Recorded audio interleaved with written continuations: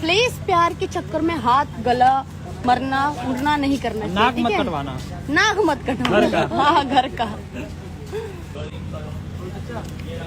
बहुत गंदा। Thank you so much Chintu Yadav. Ujala Seth, hi Ujala कैसी हो? Surya Mishra, Rais Dubey ji thank you. Harsh, hi ma'am please reply. मैं तो आपसे करूंगा मेरे से शादी।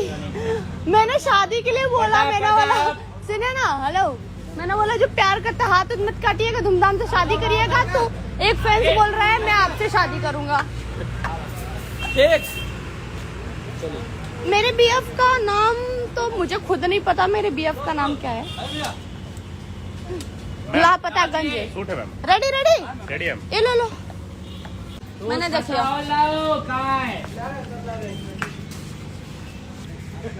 बट मैं जैसे ही फ्री होंगी वैसे आप लोगों से जरूर बात करूंगी लाइव आके। हाँ मम्मा, अरे बोटवा के लिया कि ये पंखवा लगा दो ना।